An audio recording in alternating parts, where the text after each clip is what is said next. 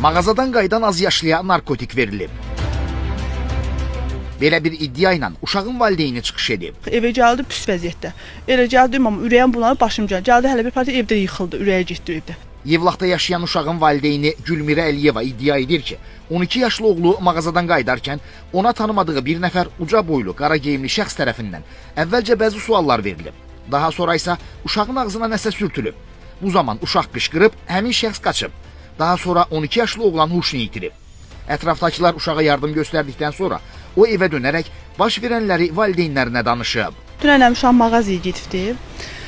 Mağazadan qayıdanda uşağın arxasına bir dənə oğlan düşübdü. Qara koftalı, qara şalvarlı oğlan.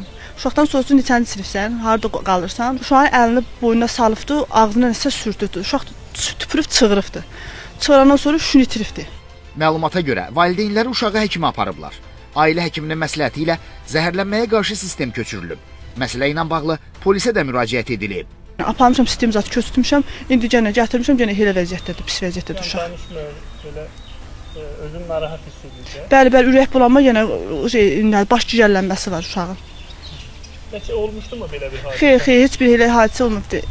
Heç yəni olmayıbdı belə hadisə. Uşaq ondan sonra huşunu itiribdi. Orada mağaza var imiş dersən. Mağaza eləyibdi, suda tökübdülər üstünə, ayızdıbdılar, bitəri gəlib uşaq.